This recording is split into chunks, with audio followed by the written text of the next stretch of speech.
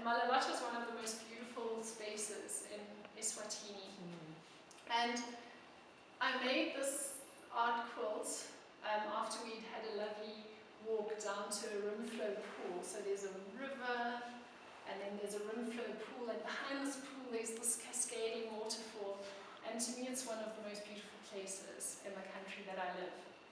And this was to celebrate the day that we'd spent together.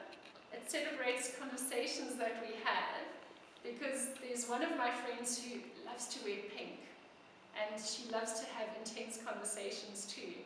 And so all these little pink squares remind me of my friend who I hiked down to the river with, and the beautiful uplifting conversations we had. So the last pink square sits right up in the sky. And there are also little colours that represent my family members, just hidden inside the quilt. But you might be able to see the river, and you might be able to see those beautiful mountains. And one day, if you come and visit Eswatini, I would highly recommend that you see one of the most beautiful spots in the world. But it was also, again, there's always duality in time. So this was May, and in that month, Ukraine was invaded by Russia. So I also have that embedded in the colours of the quilt.